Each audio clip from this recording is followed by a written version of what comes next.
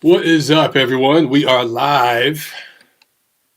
Hello, everybody, with the Corona Apocalypse. Oh, man. All right, let me get myself situated. I just got done working out. So, all right. Let's get the chat up and running. Hope you guys are doing well. Chris is on. My boy Mike's on. All right. Chris wants me to suggest some classic fights to watch. That's good. I think we could all do that. We could all use some of that right now. Danilo's on. Unrivaled's on. All right. Let me get mini player. No. Okay. All right. Let's go ahead and get the show going, guys. I don't know. There's not any boxing news, so we can discuss all kinds of stuff. I got a couple ideas here. I don't know if you guys want to hear about some of my old school craziness from my youth. I can't say everything because, I don't want to be incriminated. My ass should be in prison right now with all the stunts I pulled. But we could talk about some fun stuff. You guys call in if you want. If it ends up being a short show, it ends up being a short show, man. I mean, there's not a whole lot going on right now. Let's go ahead and get Spreaker up and running.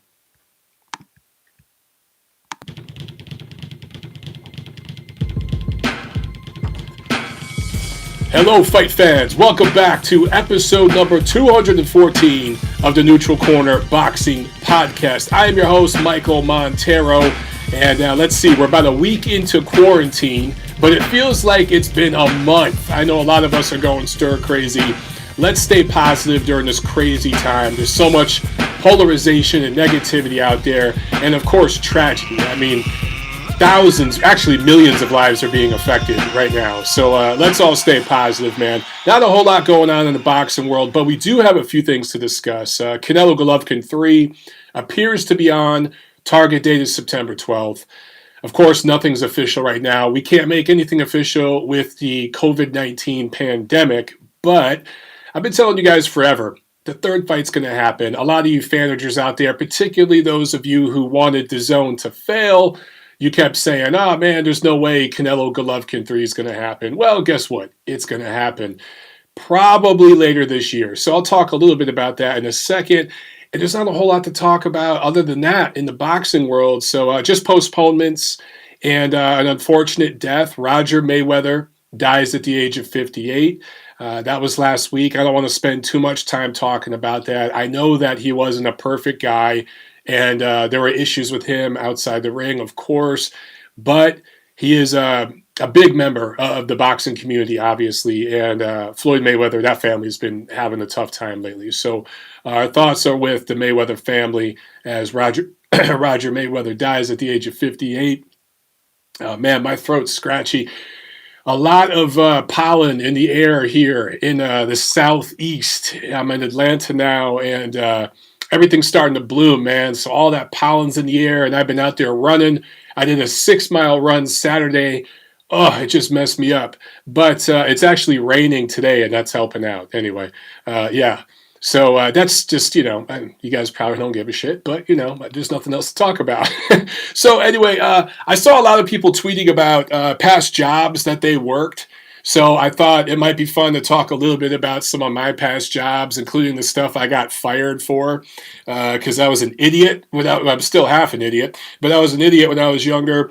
And then also anything goes, man. Q&A. I mean, if you guys want to call in, we're going to open the lines up right away. So I know a lot of you guys are busy. Everyone's working, trying to work when you can, because things are so nuts right now. But if you guys want to get in on the phone lines, everything is open right now. So in the United States, 213-267-7787. In the UK, 02081-036-051. As usual, guys, I remind you to please go on iTunes, Spotify, iHeartRadio, everywhere. Likes, follows, subscriptions, all that stuff. Ratings, reviews. I need it, okay? I really, really need it. So I'm not corporate sponsored at all. I'm totally independent.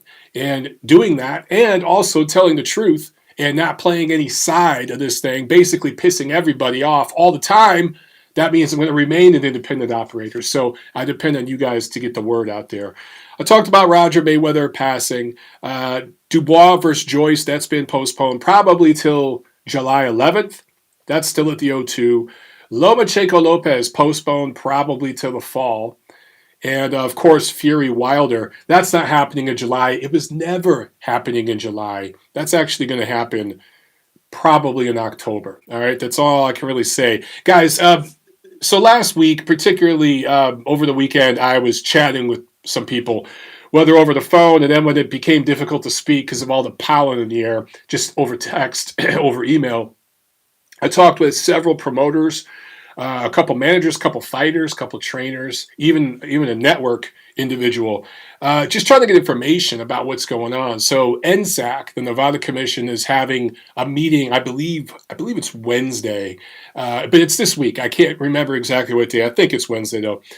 And we'll see what they decide. Of course, right now they are on hold. Nevada is, and pretty much the whole boxing world is, particularly in the United States.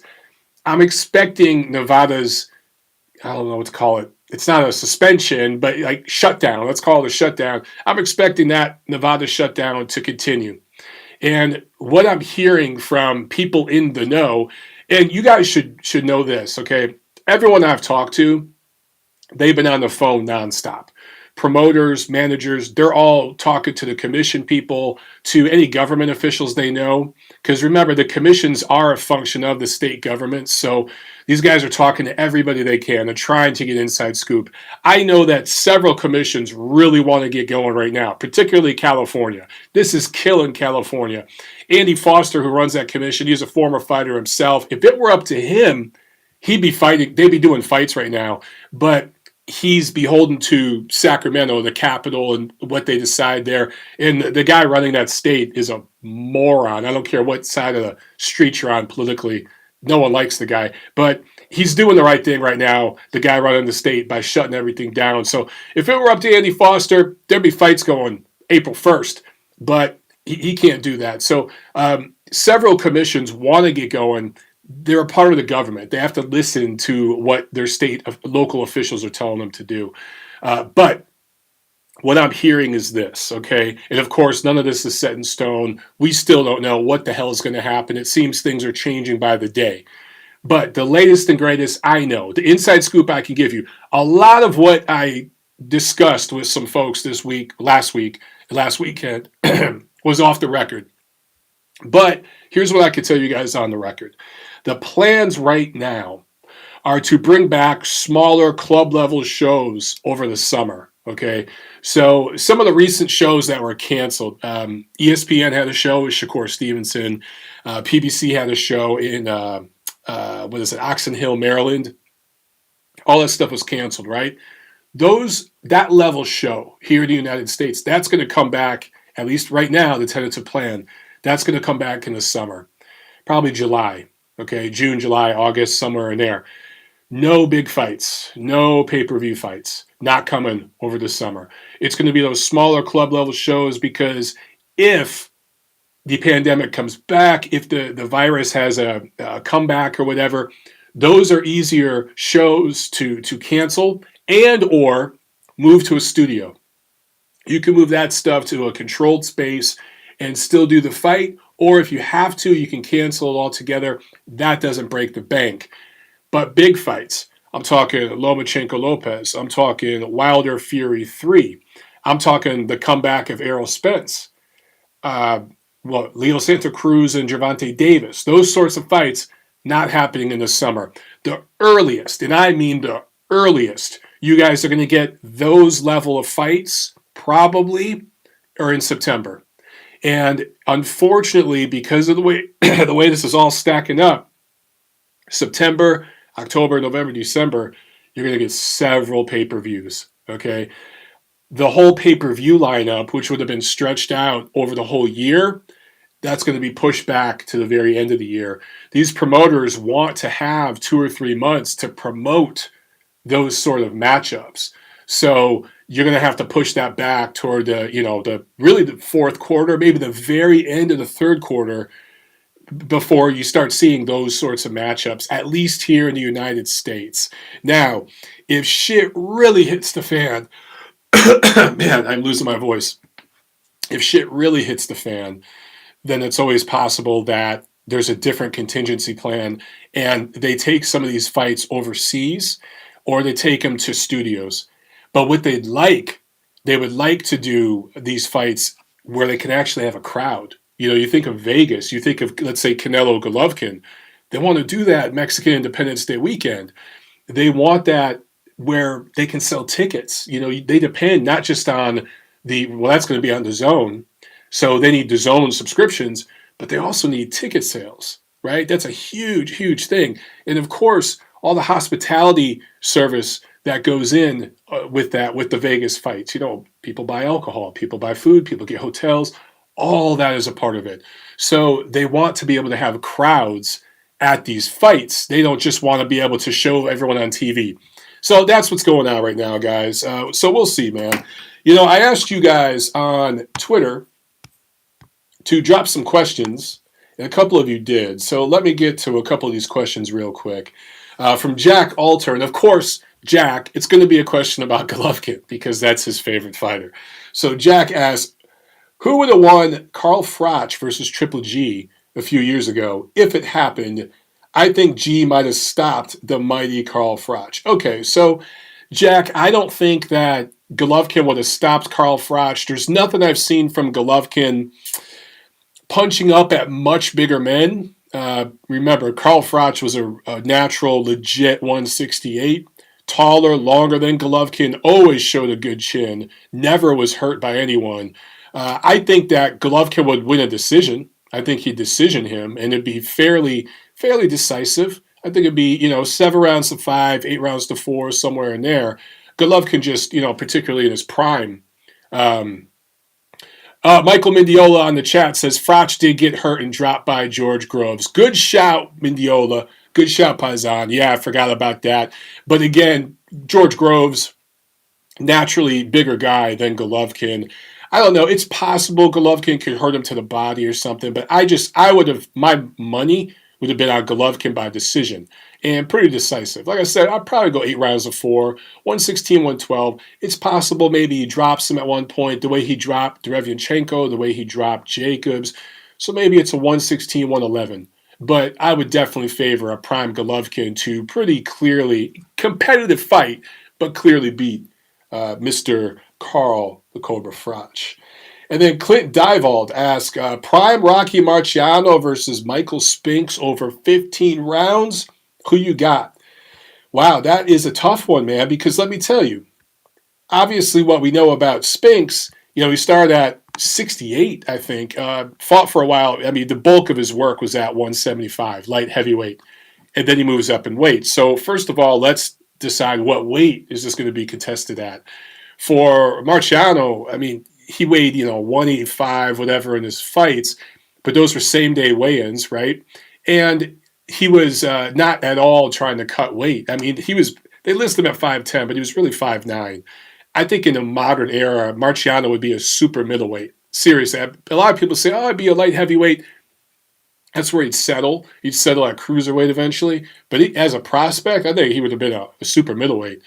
So if we're talking 168, 175 over 15 rounds, it's a competitive fight because Marciano was just so tough. But dude, I'm looking up Spinks right here. A legit 6'2". And Marciano was probably 5'9". That height difference, the speed difference, I would have to favor Spinks by decision. Always a possibility that Marciano could clip him, could get underneath and, do one of those looping hooks, right? That he was so famous for. He'd kind of get his head down and just bum rush you, get his head in your chest and hook up at you. Always possible that he could catch him with something like that. But I would have to favor Spinks just because of the size difference. It really, you're talking fighters of two different eras, man. I mean, Marciano was an athlete from the 40s, 50s. Spinks is a guy in the 70s, 80s. Just two different eras. You really can't compare guys of different eras like that. I never like to do that. So there was a couple questions there on Twitter.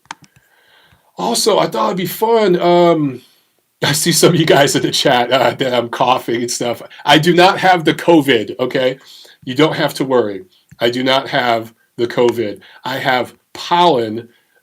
I'm here in the South now, man, here in Atlanta, and it got up in the 70s this whole last week, so everything started to bloom. And those of you who've been those of you who follow me, you know that I've been training for a marathon. So I've been out doing these long runs, 6, 7, 8 mile runs, breathing in all this damn pollen. And it makes you feel like you're sick.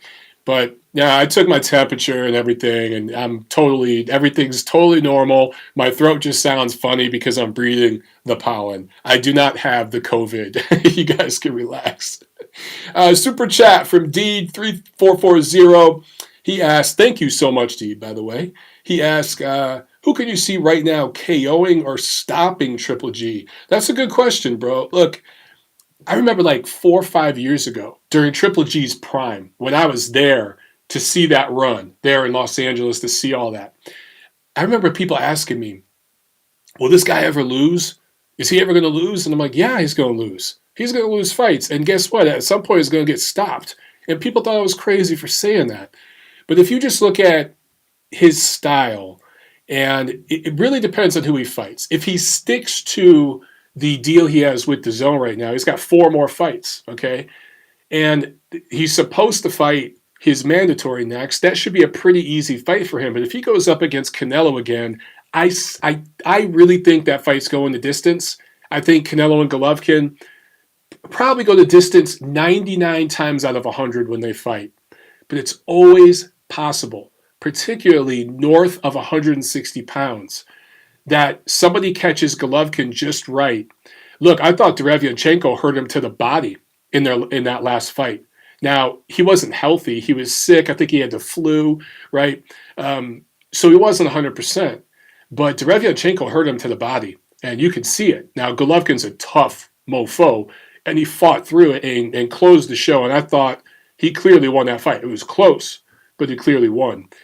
But at some point, look, if that third fight with Canelo is at 164, 168, and that hasn't been decided yet, by the way, Canelo has a chance. It's just Canelo's not a very hard hitter. But some of these natural 168 fighters, some of these guys that are natural 168s, they definitely would have a chance. I mean, would he ever fight a guy like David Benavidez? I doubt it. I don't know why he would fight him. But if something like that did happen, Benavidez, just because of his natural size, dude, he'd have a chance. I mean, there are guys like that who would have a chance. At 160, though, I do believe that Golovkin will stay on his feet and not be stopped. But north of 160, all bets are off, dude, especially at this age and this stage of his career. And that's the way that I've seen it for a while. All right, trying to get you guys on the chat here, but for whatever reason. There it is. Okay, I'm waiting for the chat to pull up here. Oh, we have a super chat pledge from Pietro. Thank you so much, my man. Appreciate it. He asked, Prime Triple G versus Prime Andre Ward. Oh, man. Not this one again. A lot of people have very strong opinions about this one. So if you talk to certain people out there, they will tell you that Golovkin ducked Andre Ward, which is absolute bullshit. There was never a deal to be between the two of them. But a big question with this one is which weight, okay? If it's at 168 during Andre Ward's prime, man, that's a tough fight. Oh my God, that's a tough fight. At 168, Golovkin would obviously, he'd be disadvantaged in terms of size, right? Andre Ward would have the size advantage, the natural strength advantage, and if that fight's taking place in Vegas, you saw the way Kovalev got butt fucked, right? You saw the way Golovkin got butt fucked against Canelo. So what do you think would happen if it was Golovkin versus Andre Ward? Of course, Ward would have the ref helping him out. So all the politics, some of the nasty stuff in the ring, that would all favor Ward. So I would have to go with Ward by close, controversial decision. However, it would be very, very possible that Golovkin could hurt Ward, particularly to the body. That up jab, because he'd be jabbing up at Ward, would really give him problems. And the old school Golovkin, the prime version guy, really, really worked well getting under guys' punches. And he even did it to Canelo several times in their first fight, particularly guys that were moving back and trying to box slick. Golovkin would just roll downhill on these dudes. And I think he'd have a very, very good chance of hurting Ward to the body or shooting something over the top. Maybe feinting down to the chest, jabbing to the chest, shooting over the top, and hurting Ward, and maybe dropping him and changing the fight. But dude, in Vegas, those two fighting in Vegas, if I were a betting man, it would be Andre Ward by close, controversial decision. That's what I would decide. Now, if they somehow got Ward to melt down under 168, it was at a catch weight of, let's say, 64, something like that, that changes it for me. I go with Golovkin. So that's that. I mean, look, we still haven't seen Triple G fight at 68. We haven't seen it. So, and he's well past his prime, so we just don't know. Pietro with another super chat. I appreciate it, Pietro. He asks, Calzaghe versus Ward. Unpopular opinion, and I know people are going to disagree with me. I'm going to go with Joe Calzaghe. Look, it would be close. It would be very, very close. Stu UK Boxing, I see in the chat asking, is this a call-in show? Yes, call in. There's the number behind you if you want to get out and call in.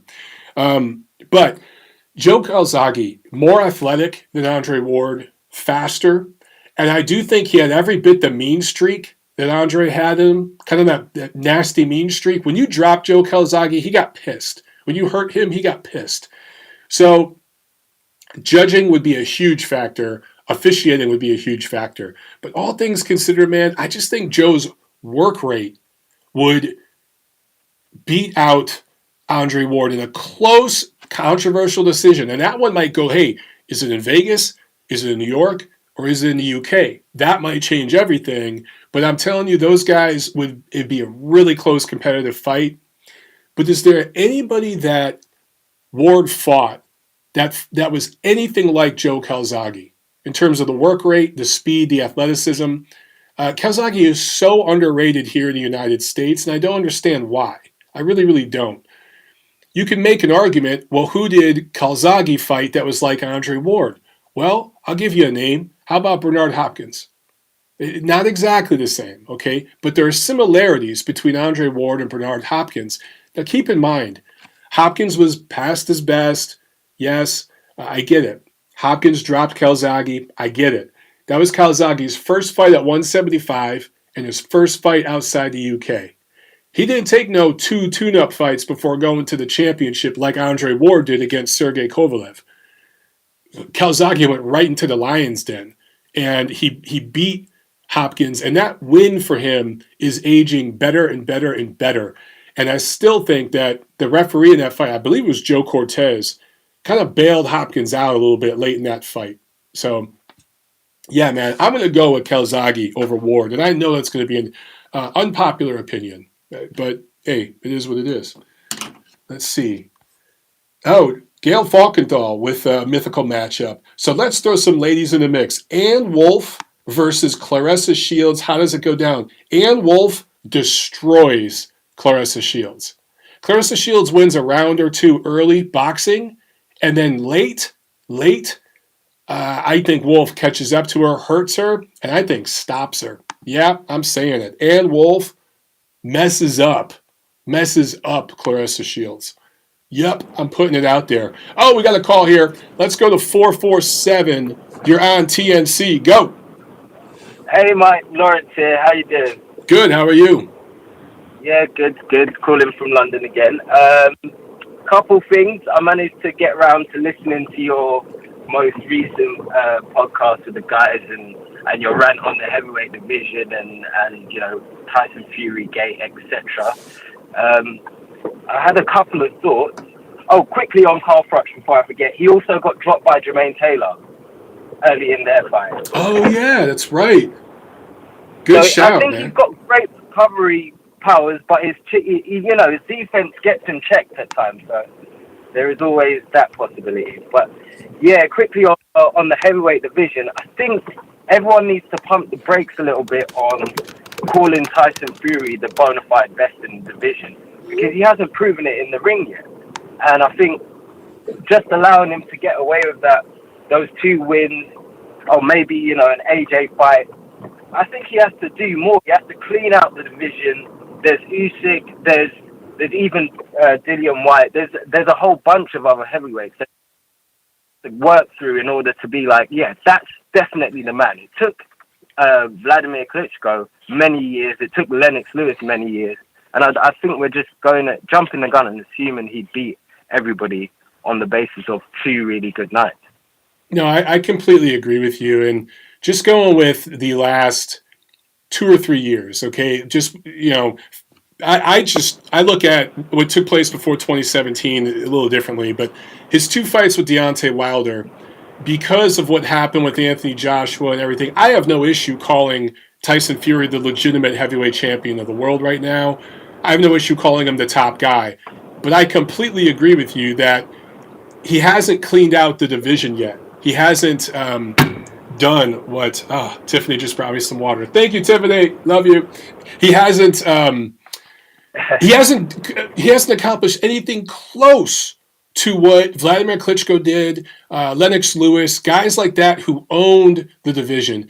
And when I see knowledgeable, well, I'm not even going to say knowledgeable, when I see well-paid boxing writers for certain platforms out there rating Tyson Fury as a top 10 pound-for-pound guy right now, that is idiotic to me. That is just absolutely idiotic.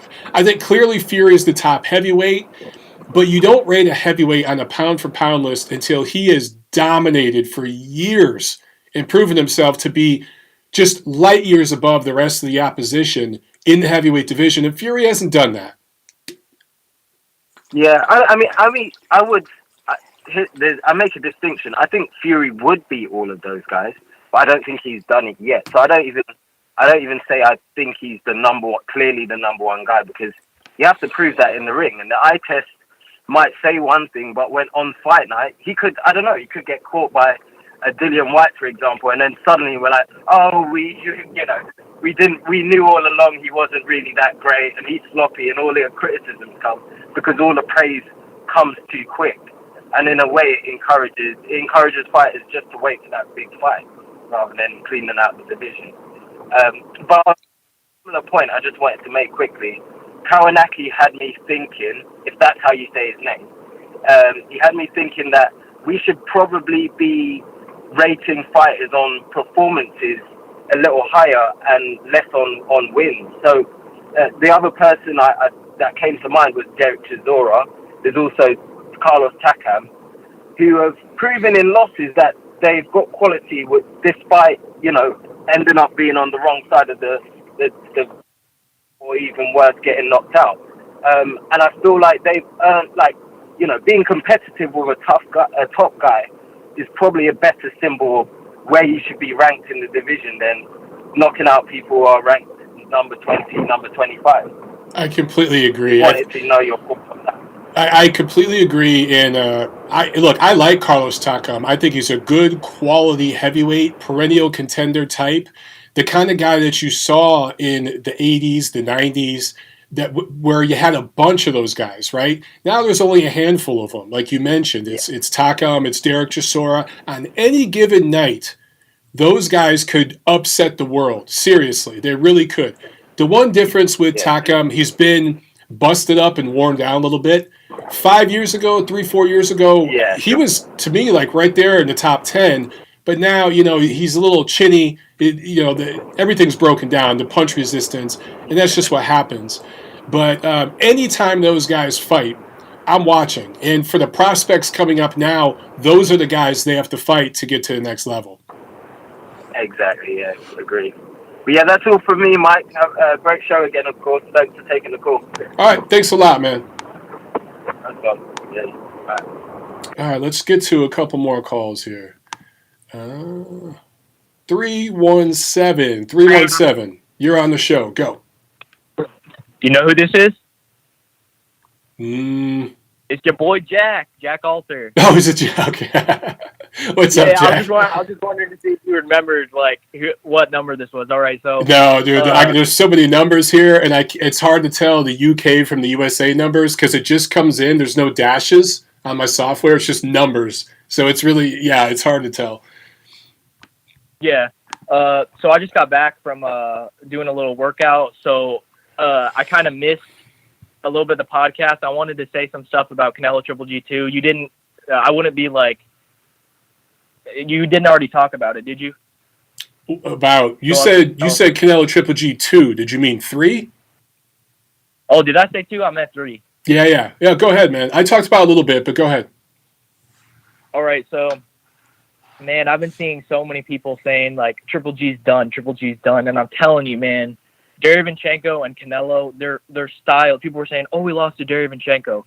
Derevyanchenko has a way higher punch output than Canelo, and not only to mention, I don't care what anyone says, like, you know, you're in the business, you can talk to people, you should know that Golovkin was sick in the Derevyanchenko fight. Yeah, like, he was sick. Did you know that? Yeah. Yeah. He was, and you saw Golovkin at this age still, like, winning a fight at this pace with an elite fighter like Derevyanchenko, and Triple G, he was hit with a perfect flush shot right in the liver by Derevyanchenko, and he didn't even go down. So when people were saying Canelo were going to stop him, that's he was hurt. He was hurt, but he didn't go down. But he was hurt. No, I know, and that was like perfectly flush in the ribs. It was like perfectly, and it was Canelo never landed a shot that flush in both fights combined. Like anything. Canelo doesn't hit as hard as Derevyanchenko. Exactly. Derevyanchenko is fleet of. Well, I'm not going to say fleet of foot, but his upper body movement isn't as good. His hand speed isn't as good. But here's the thing: a lot of people, Jack, they keep talking about that fight, that Derevyanchenko fight. Golovkin's been in training for months now. Derevyanchenko ain't. That dude will never be the same after that fight. Never. He's a badass. Derevyanchenko's a tough guy, and he weathered that storm. But he will never be the same after that fight. Yeah. I was about to say how tough of a guy he was. I mean, you saw his face. It's like, man, that was brutal. His face was so beat up. But I think if Derevyanchenko, before, you know, he fought Triple G, I think Derevyanchenko would give Canelo a hell of a fight because he put so much pressure on Canelo. But enough of that. I want to get to the Canelo Triple G thing. I don't see any way Canelo's going to stop him, like people are saying. And I see another controversial decision. That's just what I see. Yeah, I mean, it's, you know, they're going to go back to Vegas, of course, T-Mobile, the whole thing. If you just, the conventional wisdom is that it's 2 years since their last fight. Golovkin's 2 years older. Canelo is in his physical prime. If I were betting, if somebody asked me, hey, man, I'm going to bet my life savings, what do you think? My suggestion would be Canelo by decision. How does Golovkin change that? I don't know. But you never know, dude. In boxing, you never know. And there's a chance that Golovkin could catch him with something, hurt him. It changes the pace of the fight. Look, I saw in that second fight, Golovkin make some adjustments in the later rounds and closed the show pretty strong. And he eked it out on my card because of what he did in those championship rounds. And, you know, clearly the difference that Canelo had a different game plan in that fight, right? And it took Golovkin a few rounds to kind of figure out what he was doing. So going into this third fight now, I think that he'll have a different game plan himself. So, look, it's still one of the best fights that could be made in boxing, and I'm looking forward to it, man. Regardless, everyone now is acting like, oh, I thought Canelo won the first fight. Fuck you. 95% of people felt that Golovkin won. Now everyone's having this revisionist history, this 2020 hindsight, because it suits their fucking narrative. It's bullshit. Everyone knows who won the first fight. This third one is a rubber match. It's a rubber match. And that's what you need when you have two guys who have fought and have two great fights. And, you know, opinion is split as to who won the second fight. But give us the third one, man. It's going to be great. Yeah. Gail Falkenthal said, I'm not trying to like take over your show, but by like reading the comments, but she said, hey, not saying it'll happen, but we all thought Roman Gonzalez was done and he looked like the old Chocolatito in his last fight. Gail knows her shit, man. Gail knows her shit. Yeah. All right. One more question. What do you think about, okay. So this dude was saying how Carl Froch would beat Golovkin in his prime, and he said he had a better jab. Carl Froch had a better jab than Golovkin. That's ridiculous. Who would have wanted to? Yeah, who would Yeah, have won if they I fought? addressed your question at the top of the show, man. I would have picked Golovkin by decision. I don't know if Golovkin stops Groves just because he's punching up at him. And Groves, yes, he was dropped a couple times, but he's pretty tough, never stopped. I'm going to go with Golovkin by decision in that fight. And maybe he drops him once, but like a 116, 111 kind of thing. I just think, yeah, Golovkin in his prime would be way too much for Froch. I like Carl Froch because he fought everybody. He traveled. He went on the road. He did all the things Andre Ward never did. But I never saw him as a pound-for-pound level guy. I just didn't. He just wasn't that guy. Yeah. All right, man. You have a great day. Have a great rest of your podcast, and yeah, I'll talk to you later, man. All right, Jack. Have a good one, man. All right. Yeah, you too. All right, we got one more call we'll jump to real quick here. 353, you're on the neutral corner. Go. 353. Yo, how's it going? How's it going, Mike? What's up? How you doing, man? I'm doing good. This is Mark from Ireland. If you haven't, guys, hit the like button, support the show. I like it. Mark's speaking the truth. Hit the like button. Anyway. So, I got a small question. It's a question. Triple G and Canelo, right? I know, like, it's going to happen. I know, like, we know it's going to happen. I just want to know, do you actually give a crap about the fight? Outside of the fight, do you really care about the outcome? I care about the fight, Mark. First of all, man, we gotta name. We gotta think of a name for your calls. Like you have to get your own segment because you always have these great calls. We gotta think of On the Mark. How about that? On the Mark with Mark from Ireland. Okay. Look, I just was talking to Jack, the last caller, about this fight. I think these guys have styles that complement each other so well. It's going to be another great fight. I really do. I think Golovkin is going to put everything into one last performance against Canelo. He might look old overnight, and maybe Canelo stops him. It could happen. But my money is on another good competitive fight that goes the distance, and the Vegas judges give Canelo the benefit of the doubt in any close round. That's what my money's on. Okay. I don't like the change in Triple G, by the way. Just his style. I don't like it. He's changed a bit, and I don't like it. He's not stepping in, doubling his jab the way he used to. Agreed. Since he went with Jonathan Banks. And I do not like that. You need to keep Canelo backwards. Agreed. So if he's with Jonathan Banks, I just don't see it. Like, I've always liked Triple G, but I don't like Abel Sanchez, but he's the type of guy who works for him. I'm not even going to give a prediction on the fight because I think it's kind of painfully obvious. Golovkin won like 9 rounds in the first fight and got robbed. You know what I mean? Yeah. So it doesn't matter. Second fight, take for what you will. I had a split fight myself. Like my card, I like scored it 3 times, and I had Canelo, Golovkin a draw once, had Golovkin win once, and then I had Canelo win once in the rematch. But yeah, the only reason I want to know is if we care, is just because like, what does it do in terms of legacy? Like, if Triple G doesn't win, it doesn't do anything. It literally does nothing for Canelo, because a lot of people who will want to detract from Canelo, they're just going to say he beat a faded Triple G who he had already beaten and it didn't matter anyway. Blah. You know how the detraction is going to work. And then the other people are going to be like, well, Canelo's the greatest of all time. He beat Golovkin. It means nothing to legacy. That's boxing Twitter, man. I mean, look, Canelo could fight Anthony Joshua, and there's people out there who'd be like, oh, I bet he was on steroids. You know, someone's going to have something to say. Then again, he could fight me or you, and some people would be like, oh, man, look at that. He's great. You got to try to ignore all that noise. The thing, you talked about legacy.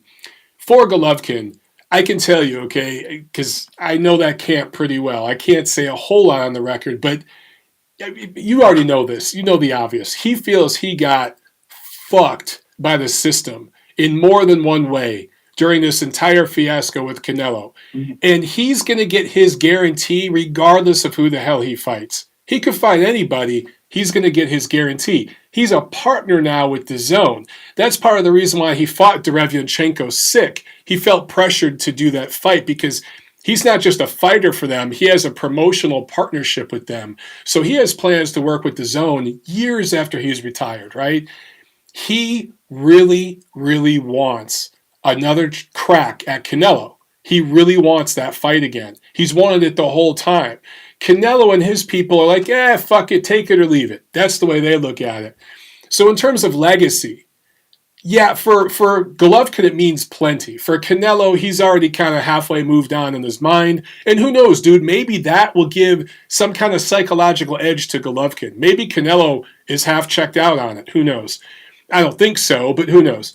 But in terms of legacy, dude, there's about, I don't know, between the two of them, $50 million legacy. I mean, it's just like, with Fury and Wilder fighting legacy. Again. That ain't no legacy. I'm not saying the $50 million equals legacy. I hear you. I agree with you. But you know how the fanagers think. Yeah. Did you say fanagers? Fanagers, yeah. I've never heard that before. Oh, you never heard fanager? That's a great term, man. That's all Twitter is now, is the fucking fanagers. Everybody has an opinion. It's just like, everyone on Facebook right now is suddenly an expert with science and the COVID virus. My Facebook feed is full of people, who don't know what the hell they're talking about, preaching to me about what I should do right now because of this viral outbreak. It's the same thing on boxing Twitter. Everyone's an expert. So we don't call them fans. We call them fanagers because they know better than all of us. All right, fair enough. And I want to ask this one question before I head off. There's a good prospect over on DAZN. One of the Uzbekistani lads. It's not Madrimov this time. It's Bektemir Melikuziev, 158-pounder. The Bek bully. Yeah. Yeah. Honest question. How dangerous do you think he is to that 168 division? Because I've watched a lot of tape of him on the amateurs, and I watched him against Vaughn Alexander. He's scary. He's fast. He's a body puncher. He moves really well. I just want your take on how dangerous he could be over the next year and a half. His balance, dude. Yeah. He's ready to contend for a title and fight anyone in that division not named Canelo next year. Okay. Now I got a little screwed up because of everything going on right now, but that dude is ready. I'm serious to fight anybody in that. I think obviously somebody like Canelo it'd be too much, but he's ready to fight anybody this time next year, maybe a year and a half, maybe the end of next year. He's ready to fight any of them. And I'm telling you, that dude's going to be a monster. He'll settle in at 175, a few years from now, and he's going to be a champion at both 68 and 75. Yeah, I tend to agree. I actually personally think he'd whoop up on Billy Joe Saunders right now. But yeah, it is what it is. I think Saunders would win rounds. Saunders would win rounds, maybe win the first half of the fight, but Beck could chop him down late. Maybe. You'd have to wait and see if it were to happen. Anyway, thanks for taking the call, Mike. Enjoy the rest of your show. Shout out to everyone in the chat. And once again, hit the like button. All right, Mark. Peace. Call back, man. Call back every week. Mark's call is always awesome. On the mark. All right, one more call here. You guys keep on calling in. 432, you're on TNC. Go.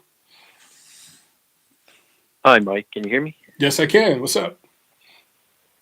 I had a quick question because I got kind of joined the show late. You might have not touched on this. All the fights getting canceled. The one in particular that I and many people are interested in is the Loma Lopez card. Being that it's being postponed, do you think that benefits Lopez more or Loma more, and why? That's a great question, man. Man, that's a really good question. Man, that's a tough, because look, usually with an older fighter like Lomachenko and a guy who relies on reflexes and rhythm, you want him to kind of stay busy. And being in rhythm is really, really important. Wow. So, but the difference with this one is, man, I mean, Lopez has had inconsistent training camps, but now I think he's totally dialed in and focused here, right? But Lomachenko is not one of those guys that is going to get lazy between fights or let this, everything shutting down right now, this whole pandemic thing, slow down his training. I guarantee you that dude is working right now as if the fight was May 30th. So considering, you know what, dude, I'm going to say it benefits Lomachenko because Lopez is busting at the seams at 135, and now he's going to have to wait another 6 months to get that fight. So, yeah, dude, I'm going to say it benefits Loma. Yeah, that's what I was thinking because of the weight issues with Teofimo. He's been frustrated lately. A couple of the news outlets have been reporting he's growing very impatient, and he might come in fight night compromised because of the weight. And you never know, Loma might get old overnight, so it makes it more intriguing, in my opinion.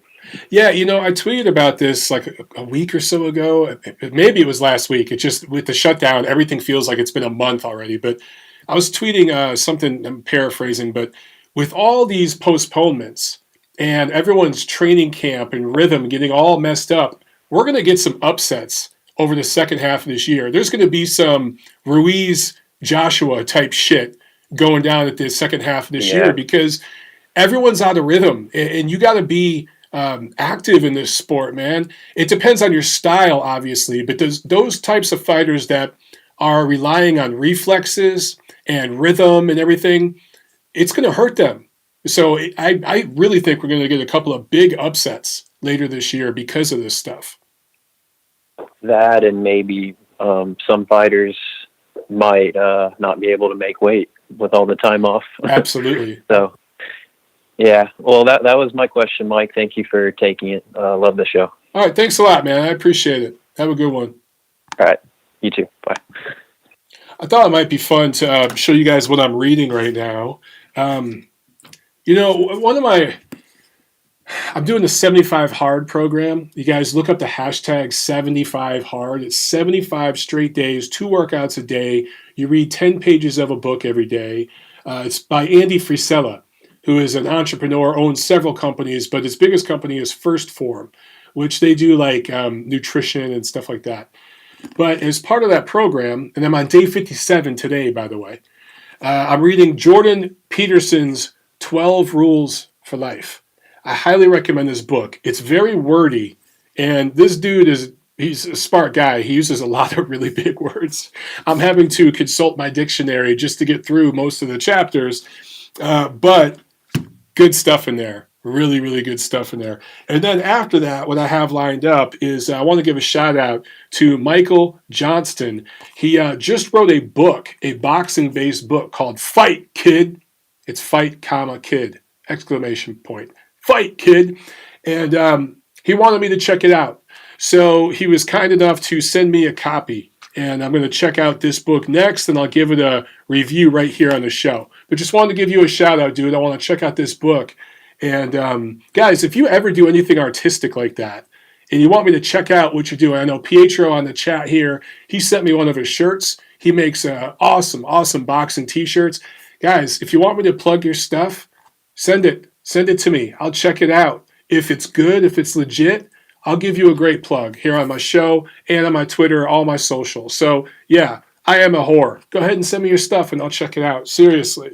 Because especially right now during the quarantine, we need stuff to read. We need stuff to look at. But I should say this. You guys know that I have Italian heritage in my family. My fiance has Chinese heritage. Right now, with everything going on with the coronavirus stuff, and I won't go down this rabbit hole for too long, but obviously, of all the countries affected, China and Italy are the two most affected. You could argue Italy is probably pound for pound the worst off. So, we have extended family back in those countries, those parts of the world and everything.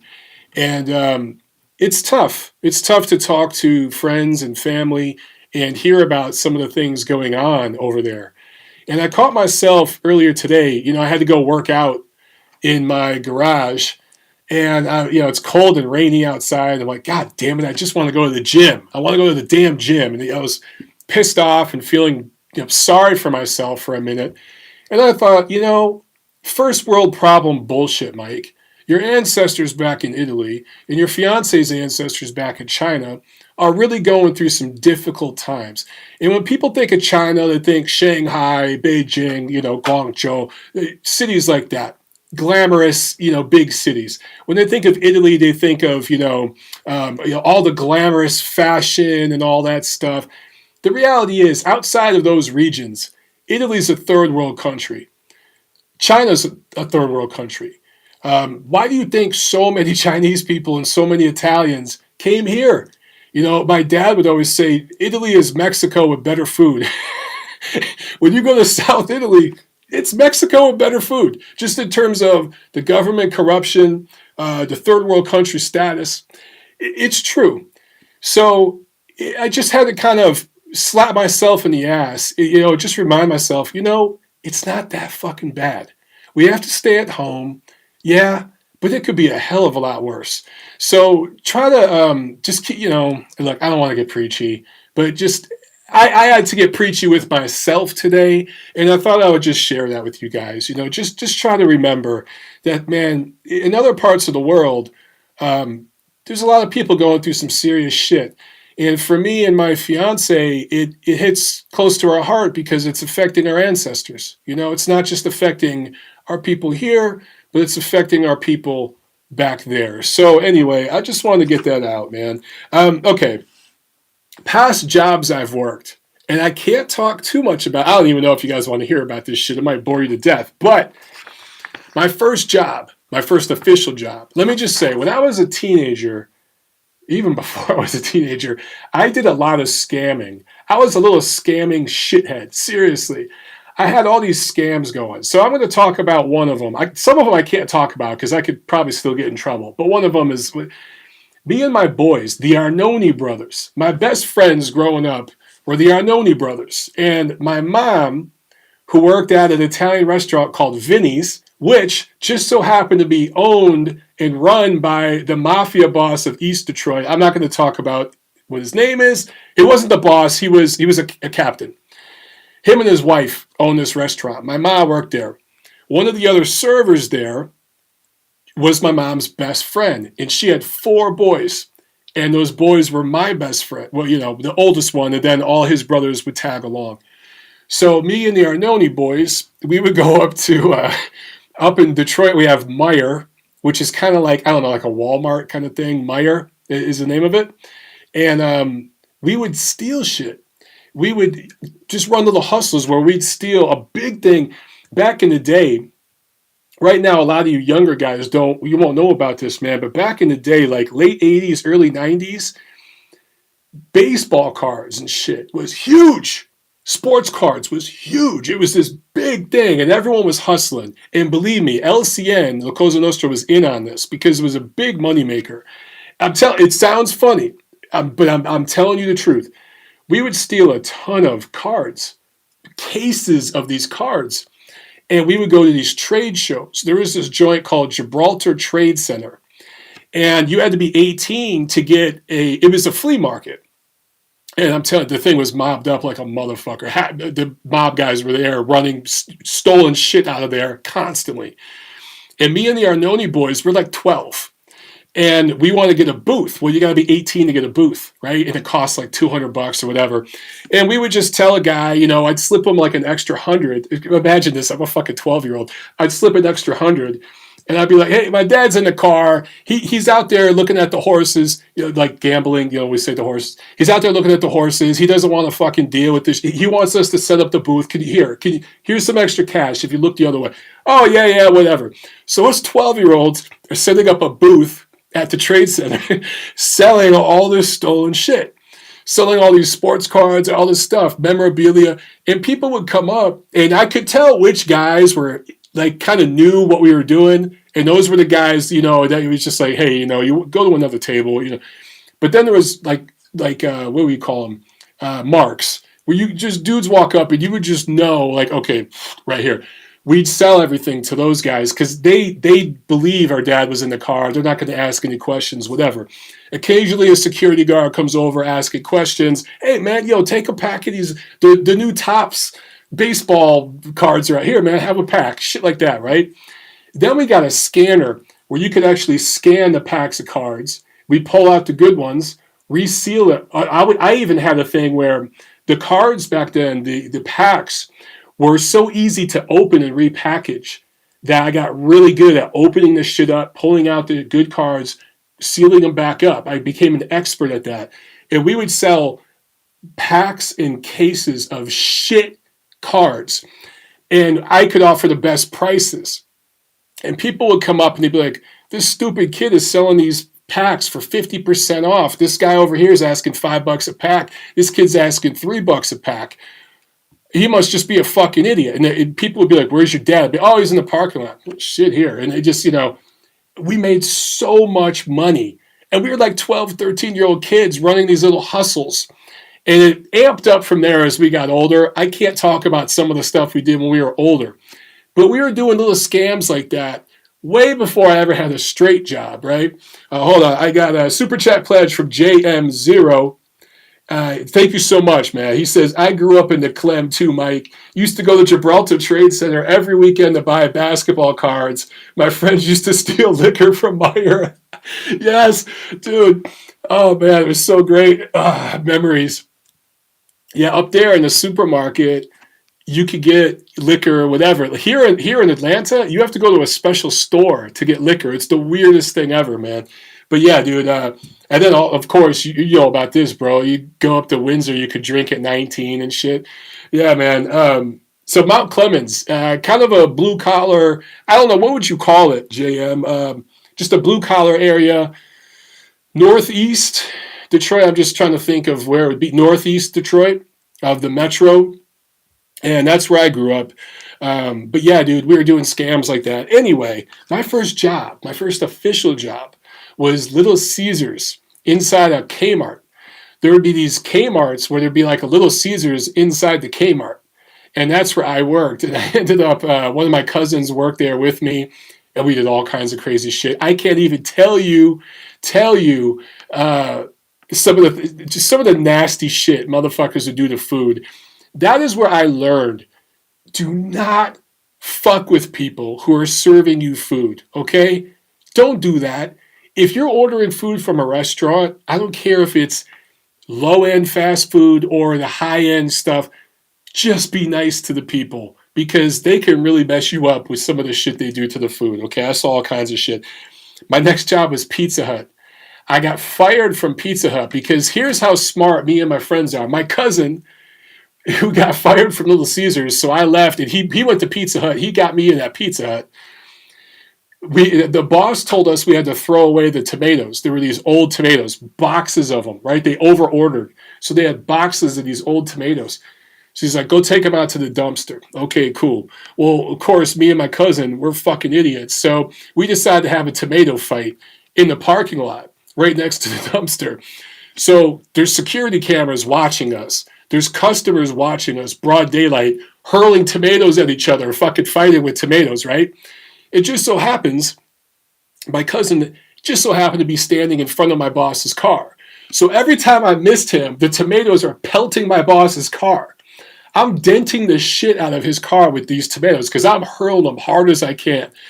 We're chucking them back at each other. My boy, he missed me and hit a customer's car.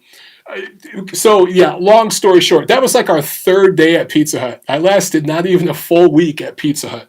So that's another one. Oh, I worked at Burger King. Okay, at this one Burger King I worked at, our manager was selling drugs out of the drive-through window. This shit sounds like a movie, but seriously, he was. And he wasn't just selling weed. He was selling crack. He was selling coke, everything out of the drive-through window. And he had codes worked out with the people where they'd order a special sandwich or whatever with certain condiments. And people, like, he knew, okay, that's so much of this, so much of that. So he was selling drugs out of the drive-through window. So basically anything went in this fucking Burger King. And we just had a great time there. My brother ended up working there later, and he's got a bunch of stories about working at that Burger King. It's crazy. I saw a meth head jump over the counter and beat up a cashier once. I saw people having sex in the Burger King, and we would do all kinds of shit to the burgers. One guy came in and said, or one guy came through the drive-thru, I want heavy, heavy, heavy, heavy mayo. I can't remember what he ordered, chicken sandwiches, heavy, heavy. He said like heavy like 4 times. So I'm like, all right, motherfucker, you want heavy mayo? So I took the wrapper and I took like this big spoon and just went, and I just threw like a pound of mayo on the wrapper. And then I put the burger in the mayo and wrapped it up. So there was a burger in a stew of fucking mayonnaise. And we gave it to the guy. And he came back like 10 minutes later. You saw his car come back up, and he parked all crooked right in front of the door. He stormed in, and he took the burger and opened it up and slammed it on the counter. He was, "Give me my fucking money back." He was so pissed. And you look down, there's fucking mayo all over his fucking shirt. He was covered in fucking mayonnaise. Oh my god. I don't know why that's so funny. He was so fucking pissed. And then one of my boys that was working with me, he goes, "Man, there's nothing wrong with this shit." He picks it up and starts eating it right in front of the fucking guy. Oh my god. Yeah, goddamn. He started eating the sandwich right in front of the motherfucker. Oh my god. Okay. I'm going to give you guys one more because there's 10 stories like this of different jobs. All this is before the Marine Corps, okay? So before the Marine Corps, when I was a teenager, I was running all these scams with my boys on the side. That's where I made my real money. But I was doing these little jobs to pay taxes and shit. And I'd get fired from half of them because I didn't give a fuck, They were fast food jobs. But I got a job at a country club. And it was way out in the suburbs, way out. It took almost an hour to get out there. And I was basically a dishwasher. And at this country club, they would do parties, like events and stuff. They had a banquet hall, and so I would help set up the parties, set up the table, then serve the food, then take the dishes back, clean the dishes, this whole thing, right? So I got a job up there. I bring my brother up there. My brother's 14. So you have to be 16 to work there. So what do? So I forged documents. I forged a fake, dude, that was one of my scams. I used to forge documents and sell them to people. I had a typewriter and I would make, this is back when you could just do shit like that with a typewriter. And I'm telling you, as a teenager, I was doing this shit. I was making birth certificates, all kinds of stuff like that with the typewriter.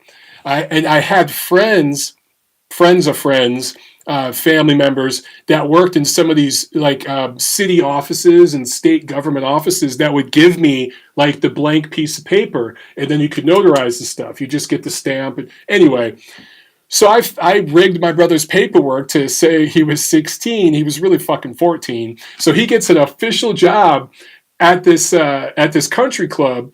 And we had to use a different social so that when he paid taxes and stuff, it wouldn't go to his record.